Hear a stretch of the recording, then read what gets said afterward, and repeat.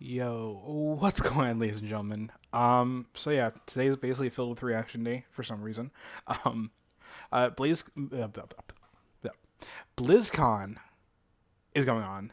It kind of, I would say, still kind of going on, right? It's still going on, right? I think it's still going on. But anyway, um, we have Diablo 2 had their remaster trailer, and I'm scared for it because Warcraft 2 or 3 or whatever it was, um, they they screwed it up completely. They shit the bed. To to to say it in the least negative way, I would say is they shit the bed. So now we have Overwatch 2. Now I love Overwatch.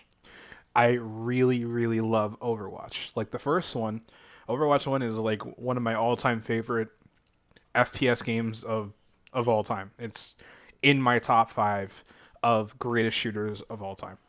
Now, that was before Blizzard started laying down with Activision, though. Since then, it's a total shit show with Blizzard. Blizzard is just they're trash to say the least. They're complete. They're bad. Um, so I'm hoping that they don't shit the bed with their first party games like Overwatch. Oh, please don't screw with divas. Anything. Well, they kind of already did. Hold on. Um, they're already kind of screwed with diva anyway. So yeah. Um, we'll see how it goes. I'm about to watch the Overwatch 2 presentation. So let's see. Welcome everybody to Okay, BlizzCon. volume's good. We know that you all want to hear more about See, Overwatch 2. yes. Allow us to invite you behind the scenes to explain more of what we're doing and why. Everybody, please hit record. Fingers crossed. We lost Scott. It's off to a good start. This is going great. We've been assembling one of the best teams that I have ever worked with, I'm nervous. and I'm so proud of the progress that we have made together. We really liked the stylized drop down. Imagine that it's coming forward, boom, boom, this starts to spin. The scale and the scope of this game have meant that we've needed to grow substantially. We have to. Sorry. Let me start. Overall, I think we've done incredibly well as a team moving to work from home. Oh, shadow play. There have definitely been challenges, but the team is really putting everything we've got behind this game. To me, it's the next big step in the Overwatch universe. New heroes, game modes, major story beats. With competitive and PvE, I see Overwatch 2 as the Overwatch for all of my friends. You know, we're always inspired by what story and franchise development does with their animated shorts. We really wanted to bring that cinematic experience into the game. You can invest in your heroes and grow them over time. I'm super geeked out about Overwatch 2. I can't wait for people to play this game. I just get. All right, let me pause about characters. All right. So my issue that the one issue I've always had with Overwatch is nerfing the characters that don't need to be nerfed, buffing the characters that don't need to be buffed. For example, the first nerf for Brigitte, I understand. She was completely broken.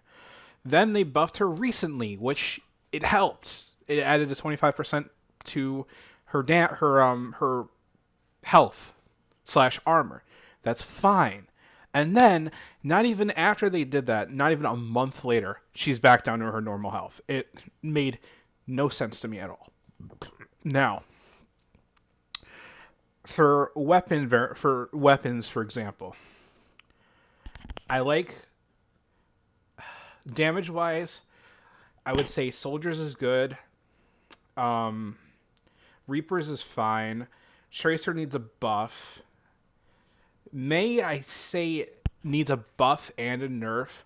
Buff her health, nerf her like damage output and how long it takes to freeze up an enemy. Now, Widowmaker got hoed recently, and I'm still pissed over that. better and better. There are some things that we just can't do without a sequel. So thank you so much for your patience so far, and I hope you enjoy this behind-the-scenes look at Overwatch 2. New maps and rule updates, All of our players please. at home, they want to see one of the new maps that we've never talked about before. Really? I can just talk about anything that I want to. Yes. You're serving this up to the guy that is like unintentionally leaked information in past interviews. You can do it officially now. Okay, so one of the maps that I'm most excited for in Overwatch 2 is our Rome map. We always want Overwatch I do like that to feel design. like this globe-trotting adventure for our players. So we're having a lot of fun coming up with the Overwatch version of Rome. We wanted a very romantic, sort of this powerful feeling of old world architecture. One of the most exciting things for me is the early building of these maps, where we get to sit down together with key people from the environment team, level designers, effects groups. We'll spend some time talking about moments in the game that we really want to see, like the Colosseum or a grand view of the hills of Rome in the backdrop. And then we'll go back and do a paint over, or we'll do a concept painting of certain things based on that. We try to draw inspiration from as many different sources as possible. For example, one of our environment artists had just taken a trip to Rome, and he returned with thousands of pictures and was so excited to work on a map set in Italy. There's a lot of ancient architecture in Rome that represents the empire that it used to be. So we brought some of that back. Some of the things that are destroyed in real life, we kind of rebuilt in a kind of an Overwatch style. It's one of the most beautiful pieces of environment art that I think we've made for the entire game, and it just absolutely took my breath away. Can we reveal more maps? Yes, Scott. Scott, why don't you have the honor? Why don't you reveal, like, is there an artified, like, let's pick an artified one. I know what map I want to talk about. It's the one that I just get super excited about. New York City. New York City. Thank you. Is just an amazing Overwatch location. Oh, yes. We're really striving to make it as They're making a New authentic York as map. possible while still putting Okay, now I'm Overwatch excited. spin on it. There's a lot of amazing buildings and architecture pieces Grand that Central. just, especially for artists, stands out a lot. And I wonder they how usually use this kind of depth Art Deco style this- from the 1920s, this will be. 1950s. We started in an area that's a little bit like the village. There's some smaller shops there. There's a fire station, little pizza places, and things that people that are familiar with New York City will either recognize or maybe see the reference that we're trying to make with some of our different locations. It feels like something you haven't seen in other games before because it's uniquely Overwatch. Well, we should move on. Otherwise, we just have to reveal more maps. So, we were talking about PvP. And, you know, one thing that I think is really interesting about PvP in Overwatch 2 is some of the philosophical changes we're making to the approach. PvP feels different and new. We're upgrading our combat feel. The roles are playing differently. When it comes to all new maps, it's a pretty big departure from where we are on live right now. So I can't wait to see where we end up with it by the time we launch this thing. We're also experimenting with the idea we call role passives, which are passive abilities that a hero can have based on what role they are. For example, currently in our internal builds, the tank heroes all have knockback reduction against them, and they also generate less ultimate charge for enemies that are shooting at them. Damage dealing heroes have a movement speed bonus, which is great for flanking around the map, and healing heroes, support heroes have automatic healing that kicks in after they haven't taken damage for a while, very similar to Mercy's passive, but a little bit of a lower rate. Thank One God. of the more shocking changes that we've been exploring in Overwatch 2 PvP is a change to the tank role entirely. That's applied to all of the tanks. We want to try to make them more toe-to-toe brawlers and less characters that just stand back and protect other people. So for example, for Reinhardt, we've given him 2 charges of fire strikes, so he can throw fire strikes a lot more aggressively and more often. Also his charge, he's able to cancel it now, and you can steer it more aggressively. So That's you can, great. you know, not quite turn a corner, but you can definitely more accurately Yeah, pin that's- targets. And that's what we because you needed, cancel it, actually. It allows you to use it much more aggressively and, you know, really go after those key targets without feeling like you're going to sacrifice, you know, all of your positioning, everything to get there. He's Ooh. almost more Yeah, that's terrifying now definitely a to lot just be able better. to unleash his full arsenal more often than kind of just being the guy with a shield. The changes to Reinhardt that we're trying, and they might not ship, that's just the reality, but the changes that we're trying right now are to try to embrace more of that instinct that players have when they want to play a big burly character that looks aggressive and feels like it should be aggressive.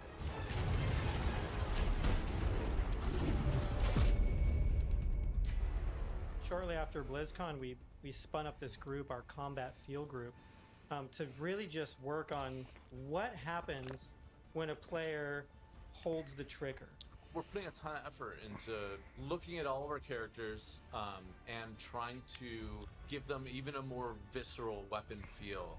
From sound to VFX to animation to the design of these units, all new sounds for a lot of our weapons in the game, and a whole new sound system that's driving it. And we didn't just level up a unit, we leveled up the rest of the game. Ooh.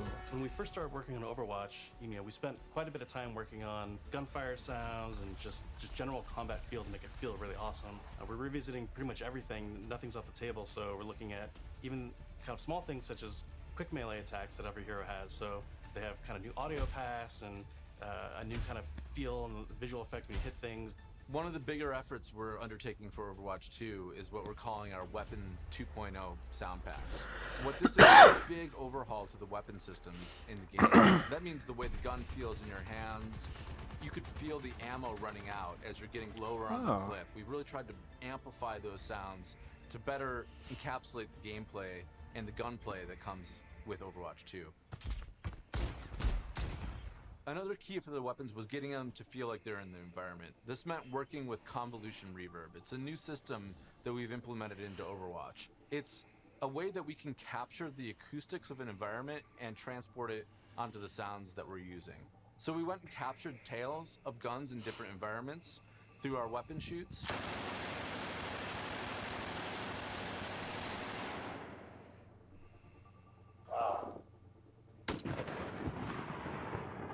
They used a bare 50 cal, really? MP5. And then we've cut them and applied it so that we can support a lot more environments. Now we're supporting outdoor, urban outdoor, warehouse tales, tight tunnels, small rooms, and it gives a lot more presence to the weapons and the way that they react in the world. The shooter genre has evolved a lot since Overwatch 1 came out. On top of that, I think we really want to push the visceral nature of how we do combat. So we focused a lot, not just on the wonderful sound effects, but also with how the gun moves as you shoot. You know, so you can really feel every single shot leaving the chamber. And there's a lot of subtle little tweaks we have to do on the gameplay engineering side to make that feel really visceral. Everything from making sure that the camera shakes are crisp, making sure that if you get shot, you know exactly these tight indicators show up on the outside of your reticle. All these things play into making the game feel not just tight and responsive, but also modern and up to date. Take 76, for example. What we wanted to do in Overwatch 2 with his weapon was make it really feel incredibly powerful, and that happens with a bunch of different elements that mix together. But it really feels like the gun is almost just outside of your control. A lot of that comes down to this camera shake technology, where every time you fire the weapon, you want to feel like it's running through your entire body, and the camera shake gives that extra bite to every single shot out of the chamber. It makes him feel really great. You guys got a sneak peek of Sojourn from last BlizzCon. She's been under development for quite a while, and she's actually quickly at this point become a lot of people's favorites in-house. When we look back at Overwatch when it was originally I like her created, gun, though. There was a lot It's of pretty heroes dope. that were made from a gameplay standpoint kind of surrounding a weapon type. For example, Pharah was based on a rocket launcher hero. Widowmaker is clearly like kind of the sniper. We thought there was a weapon that was kind of missing that would be a lot of fun to play with, and that's a railgun. It's so much fun in the playtest to have this really powerful shot that can, you know, rip through enemies if you really are accurate with it. And she's all about that aim skill. So if you got that aim skill, you'll love her. we're still exploring new game modes. And we're also reevaluating older game modes that people are more critical of. You know, we're of the mindset maybe 2CP doesn't exist in Overwatch 2, and maybe there's a new cool game mode that replaces it. We really want Overwatch 2 to feel like the next evolution, a true sequel to the first game, not an add-on. It's not a small part. It's not an extension of the original game. This is an evolution and a replacement to the original game, and I think it's exciting. Hero missions are... This is what I'm excited for, are the story missions. Now, Overwatch didn't have much of a story, per se. Not counting the shorts, but for the most part, didn't have a story. Are probably one of the things that's the hardest to wrap your head around if you've never played one of them. The goal around hero missions is for these to be this co-op PvE experience. I personally only play competitive mode. Like, I'm all about that competition. And I have friends that they don't want to do that at all. So I'm really looking forward to a game that I can play hours and hours with my friends who aren't in competitive, and it's also something that I'm interested in. Hero missions are the content that people are playing as they are leveling up their heroes. And so for a system like this to really sing, you need a lot of missions. We don't want players to feel like they're just in this grind to get to the top. And there's a lot of really, really good back-end technology that we're exploring so that the heroes are constantly bringing their personality and some light story to these hero missions as well. The goal is to make as many as possible, hundreds of hero missions. We've explored a lot of different ways of getting to that much content. Still have like different sets of enemy units that people will be fighting against, and there's different hero mission types.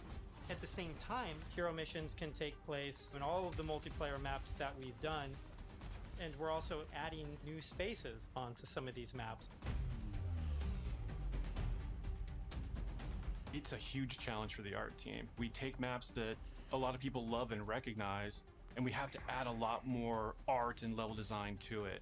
In this one hero mission playtest, we came up to an area in Kings Row that usually has a gate on it. Suddenly that gate opened and I saw a new area of Kings Row that I had never seen before. You may be playing a payload game type, and the payload may decide to take this new route instead of going the usual route. That was really, really cool. It was like this eye-opening special moment. Lan, our lead tech artist on the environment side, very early on her own free time, made a prototype of a sandstorm on the Temple of Anubis map. And at the time, we didn't know what we wanted to do with that, but it looked awesome. We looked at it and went, oh my god, we absolutely have to do this. So we put some new technology in place that allows Good. us to do this dynamically. I would like to see a Start the sandstorm mission on- off on that day, joint. Midway through the mission, suddenly this sandstorm or heavy weather would show up. It made the world just feel so much more alive. There's a sunset, daytime, nighttime, but depending on where you are in the world, these look different. California or Hollywood would have what we call a California sun. In New Bonny, there's a great African sun that happens there. You start to get a sense of space and mood. This is what really brings the levels to life. For me, the dynamic world's exciting. Just seeing these dramatic landscapes, the wind and the atmosphere blowing by. It's a much more cinematic experience for the player. Before you start a mission, you look at a map. It's nighttime in Necropolis, or there's a sandstorm in Necropolis. Players can make some comp choices based on knowing this information. Characters like Hanzo or Widowmaker start to be a little more valuable because they have abilities that allow them to see through the sand more clearly.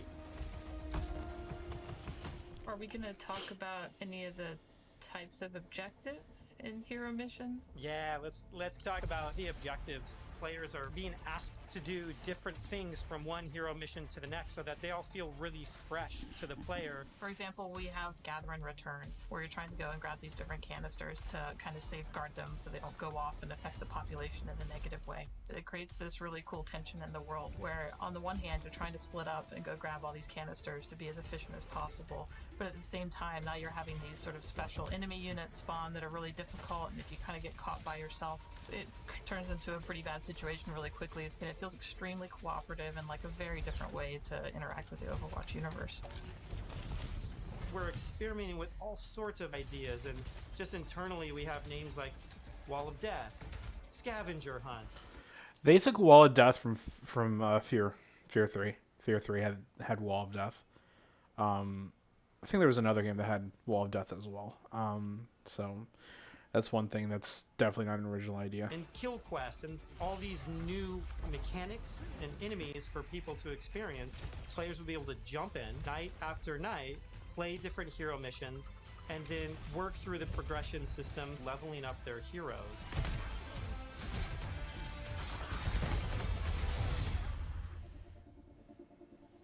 At BlizzCon This is what I'm in looking forward to, is 2019, progression. We started to talk about progression, and we showed the very early version of our talent system, which I think was really cool. We had that one talent where like became the rolling snowball, which was a big hit. We've really blown that system out. I'm real excited about talents. You can play the same hero in so many different ways. Now with the skill tree, you can have fun every night doing different things and kind of experimenting.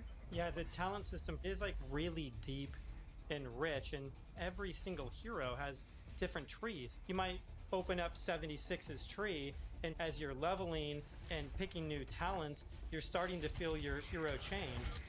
We've had some pretty hilarious versions of the healing one where his biotic field travels with him. It also repulses enemies. We called it the snowplow build, where 76 is like running through spaces, pushing enemies away from them. Designing these is super fun because it's like we get to break all the rules that we've sort of established for ourselves, and we get to really take the gloves off and do crazy things like Junkrat can dual wield grenade launchers, and we've had Mercy be able to area effect res their whole team at once at super long range through walls. Thank God they're bringing that back. Making all this stuff. You're all used Took to them long using enough. these kind of kinetic weapons like Soldier 76's rifle or fire attack, like what Reinhardt's Flame Strike does. As soon as you start to mutate these things with talents, all of a sudden maybe you're doing freeze damage or electrical damage, but it gives the animators a bunch of crazy opportunities. You know, the animations are going to change to show them freezing and shattering. And if you shock someone with a lightning attack, they can shake in place and stun, maybe chain to other enemies. All sorts of stuff to make you feel like you're controlling I like that. in novel ways. As a huge RPG nerd myself, the first time I opened up the talent tree systems, it was like, oh my gosh, this is speaking my love language. Like, I just want to plan, and I want to see like where do I want to invest, and how am I going to play this character? Yes, it's so great. And you start at the bottom of the tree. Like, Yes, oh my, exactly. like Tracer gets to do what? Yeah. And then you start working and kind of planning how. I wonder what get Tracer down does there. get to It's like, do, actually. so fun. Dull Sector. When we look back at BlizzCon 2019 and we talk about some of the criticisms that we had, one of them as a development team that we felt was that the combat was just not engaging enough. So the fact that our combat wasn't highly engaging to us as players meant that we had a problem with the enemy units and that they just weren't feeling interesting enough. Just because we show something to the public, it doesn't mean that that is what it's going to be. If we make discoveries where things aren't working how we want, they're not reading how we want, they're not fun enough, we're totally down to reinvestigate, reiterate, and just really find ways to level kind of all aspects of things until they feel good.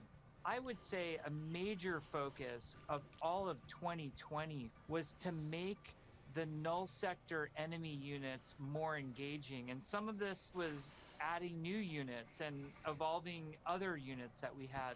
Interesting combat for us is varied combat for us. So sometimes we're going to ask you to protect something in Overwatch 2. Sometimes we're just going to ask you to get someplace. Sometimes we might ask you to escort something across a map while it's being attacked. And so it's a different type of spawning, and it's a different type of units that are in there, and it's a simpler objective. There's a lot of units Aaron is talking about. Lots of different units, lots of different types. They serve different purposes. You do different things to them. It's really going to help a lot of us find the fun and make sure that Overwatch 2 is a blast. One of those sets of enemies is what we internally call objective units. And they're typically units that don't even attack players. The simplest version would be something like the Breacher. It's two legs with this huge bomb on its back. It was built to do one thing: slowly and methodically march towards its objective, and then it transforms, and the bomb opens up like a flower. It starts spinning and charging up, and you hear this awesome sound, and you know you Didn't they have that already? a little bit of time before it's going to explode, and you have to take it out.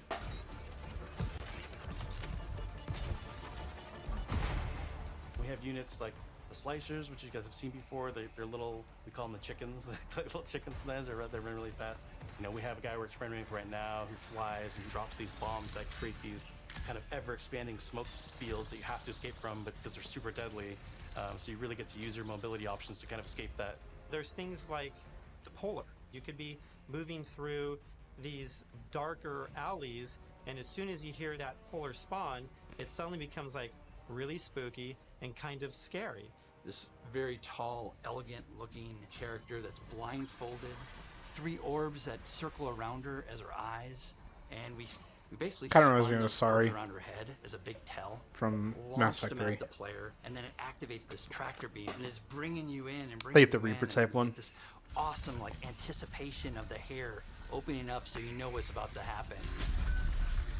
That's exactly One what it's thing like. we've just recently been experimenting with is this idea of elite units. We didn't want the elite units to feel like they're just, oh, this guy's got double health and double damage. We want to make sure the elite units feel like they have different behaviors and have different attacks. So, for example, an Omnic Grunt, normally he just he fires his gun, he dies pretty simply.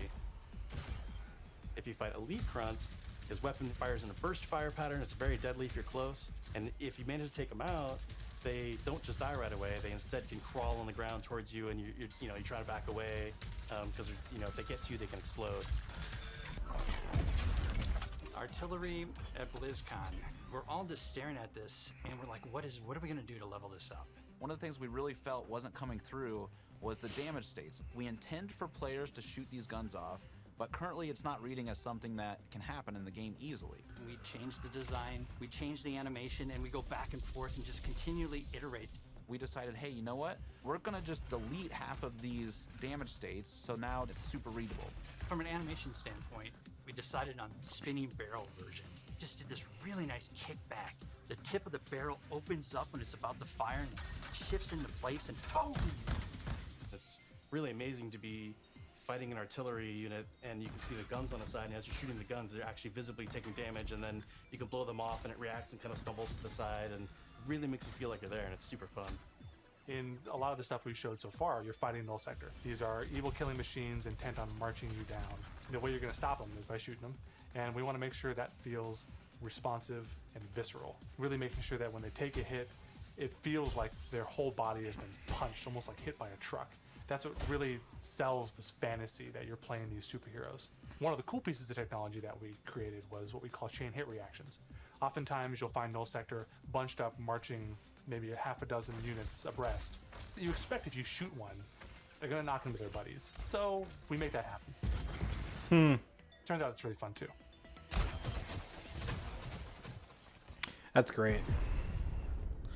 New hero looks. Oh boy, let's One see. of the things that we showed last year at BlizzCon was the new looks for our heroes. The theory kind of going in was like, you want to preserve the essence of your hero, but also kind of show that that hero's evolved and kind of changed and moved forward. So we have a lot more new looks. So I'm excited to see how players and fans react to all of the ones that we've done so far. Maybe we'll share some of those new looks today, which would be cool. We're going to reveal McCree's new look for Overwatch 2 as well as Pharah, and we're really excited to show off some of our first villains with Reaper and Widowmaker. But first I wanted to talk a little bit about technical wear, kind of like technical clothing. What that really is using very techie fabrics, as well as having very intricate but functional straps designed in a way that is very aesthetically pleasing. With McCree, we took a couple of different approaches. He's got this classic cowboy look that it's really hard to mess with because if you try to make him too sophisticated or too techy, it might not feel right for the character. But as a concept artist, you always want to change things around and try different shapes and silhouettes. So we did identify as Red Serape as the main thing for McCree. We also tried a couple different things with McCree's cowboy hat. We didn't really want to mess with that too much because that's a very iconic part of him. So that's another piece that we kept. We tried some retro cowboy looks that mixed in some tech here and there. Some that were a little bit more techy than others, some that were a little bit more classic cowboy. We gave him a little bit of a longer beard, and it really gives him a nice kind of like a more aged look. What's different about Farah than some of our other heroes is Farah's completely covered in armor. We didn't want to change her silhouette too much.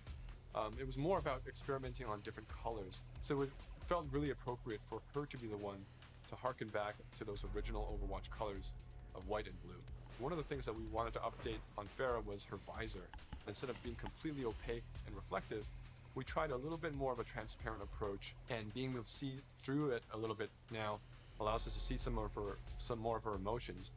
Reaper was actually the ones I was very excited to work on because I could see a lot of potential in how we can integrate his cloak and his cowl and his armor and how we can make all those shapes really sing within that classic, Reaper silhouette.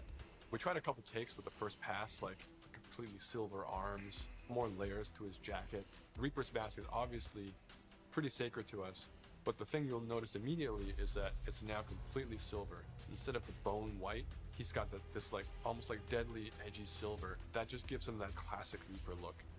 With Widowmaker, we started with the idea stage, exploring a breadth of ideas. We tried things like a more insectoid approach, treasure hunter. One of them made her feel like a classic Bond villain, so we kind of steered it back towards one of the more cyberpunk looking ones, almost like a futuristic femme fatale, which is basically what Widowmaker is, but she even feels more upgraded. So I'm super glad that we went down this route. We played with different hairstyles too. Widowmaker has the really long ponytail that's really a key part of her look. And we really liked the hairstyle on one of the designs that was more of a braid, and it was really interesting look that also preserves Widowmaker's original silhouette with that long ponytail. We've been working a lot with our domino engine and making our cloth look better. Now that we have this cloth tech, we're going to be able to make some really cool, unique silhouettes that will help them stand out from other heroes. We put a lot of time and effort into our face rig, and what I mean by that is we're gonna be able to get really close to these characters, and it's gonna feel really cool.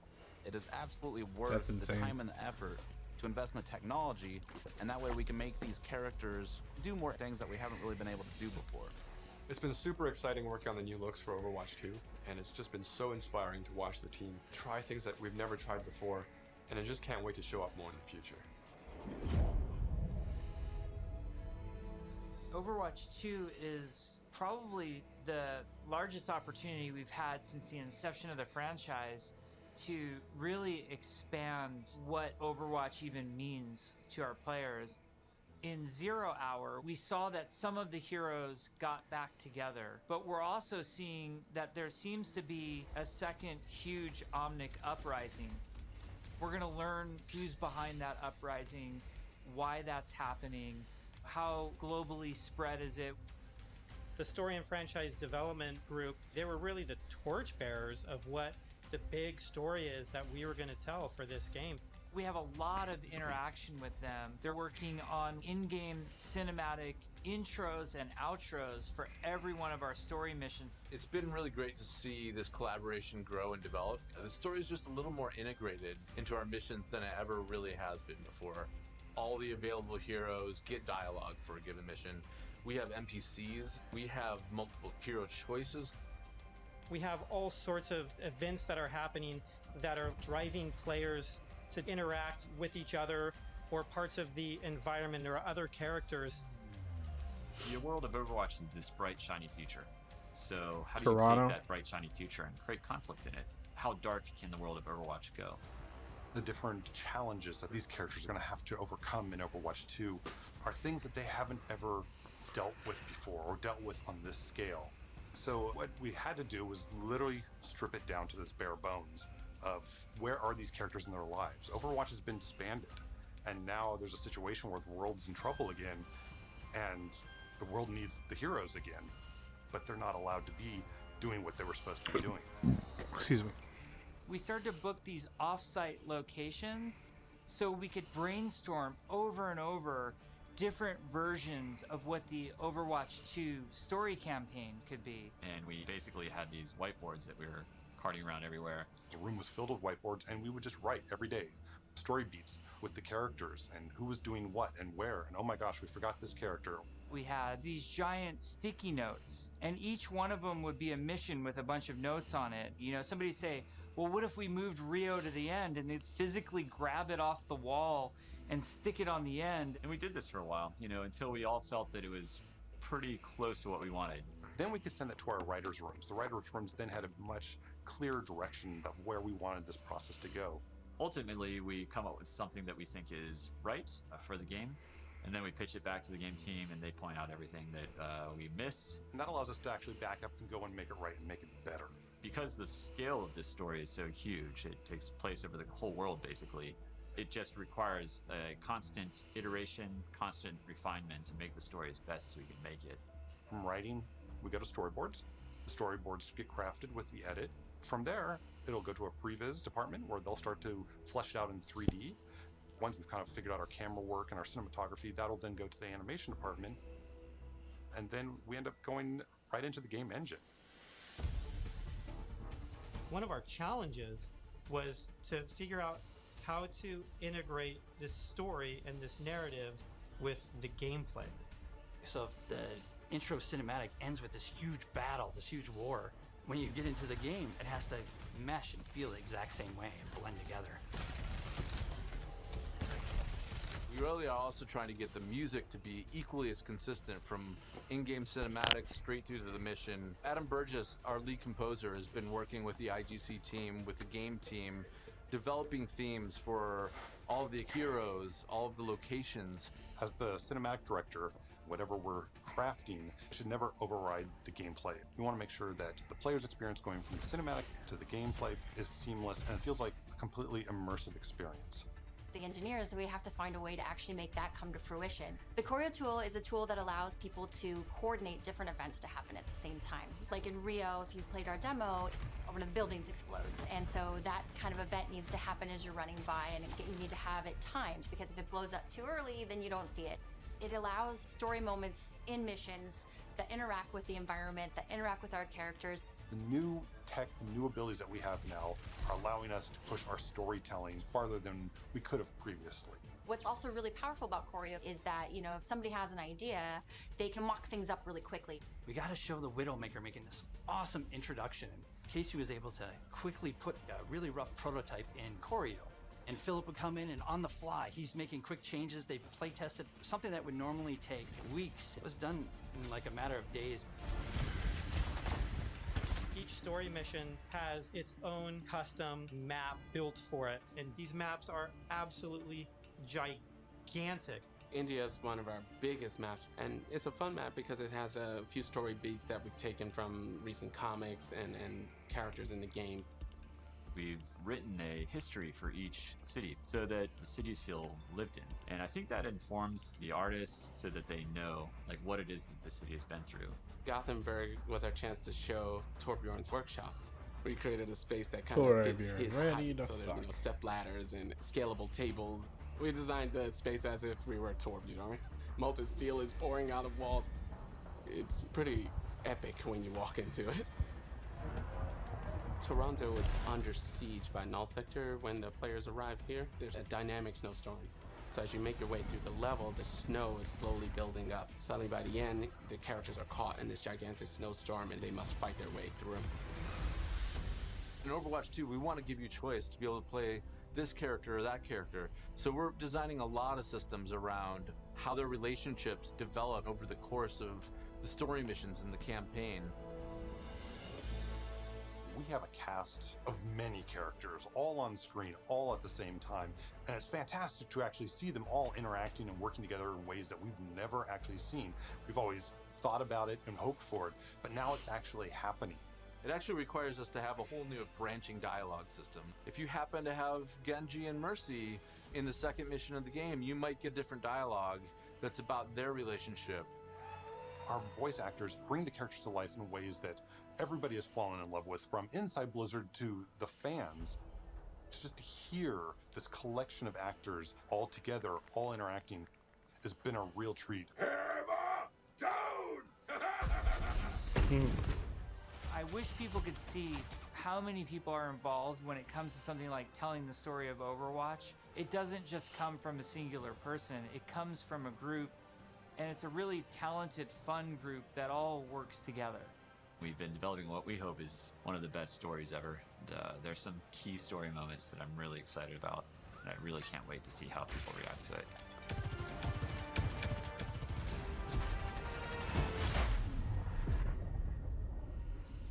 In conclusion, We've been talking about the game, about this universe. I know you Release date? all love it so much. Right now, we can sit down and have a night of Overwatch 2 and have it be a really fun experience. And I think we need some more time till we can say it's perfectly polished in the way that we want it. We've made such incredible strides since we first announced this and showed it to the community at BlizzCon in 2019. The thing that I'm most excited about is that moment when we hand the game over to the players. We want to create something that really moves people, really touches people. That's why we do it. We create the game because we want it to become part of your life and for you to experience it. For Overwatch so 2, I'm we're guessing upping 2023 or 2024 for the release date. Possibly 2025. the bar. It's kind of 5 games in one. It's a huge undertaking. The new tech and the new aesthetics for the new looks bring you closer to the characters that you love, and we're just getting started. The fidelity of the gameplay experience is much richer. We are making cinematics that push the boundary of what we can do to tell stories. We want this dynamic world. We want things to feel alive. I'm really looking forward to being able to expand the world of Overwatch for our players. We're really trying to tell this epic story. In order to make a game great, it takes time, energy, collaboration. We have just an incredibly professional team of designers and artists and engineers. We just love bringing this world to you guys. So many cool characters. It's just a blast working on it. Our goal is for Overwatch 2 to be the worthy successor to the first game, to be the next evolution, and to be a true sequel. We have big plans. So thank you for sticking with us. We're going to cross the finish line, and I know it's going to be awesome. I hope people just end up loving playing it over and over. That's what we want to try and capture. I'm jumping in, I'm playing. Let's go be heroes. No release date? No release date. That's a bum. No release date. That's fine. I thoroughly enjoyed it, actually. Let's see down in the comments. Imagine being able to cancel your charge. That's where it's at. And show PvP, blah, blah,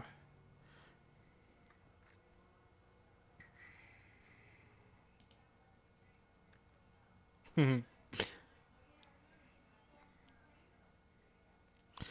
Alright, so Overwatch. Overwatch 2. Probably the way it's sounding, it's not coming out until mid-decade. So, we're thinking 2025, possibly. This is the way I'm seeing it. It's probably 2025 is when the game will be finished. I will probably be getting it. I will be getting it. I'm going to be honest. I'm going to get it. Overwatch, to me, going back to Overwatch 1, is one of the only shooters that I thoroughly enjoy, even to this day, years later. Not many shooters have done that for me. I think the last shooter that does that to me was probably like Siege. But Siege even then gets boring. Overwatch doesn't really get boring for me. I'll be honest with you. So overall, I'm excited. Overwatch 2 comes out. Probably coming out sooner than Half-Life 3 will come out. So yeah, I hope you all enjoyed, and I'm going to finish my Reds. My Reds apple ale. I just got about an hour ago. Went to the store. Got that, and I also got a mini fridge. For those of you at Walmart, they sell the neighborhood one, the grocery store one. They're selling these mini fridges for like $30. So, big recommendation right there. It fits 6 of these into it, so personally think it's worth it. So, yeah. I hope you all enjoyed. And I will see you guys in the next video. I might stream, actually, in a little while. I've been holding it off for a while, but yeah. I may stream. We'll see. I will see you guys in the next video. Peace.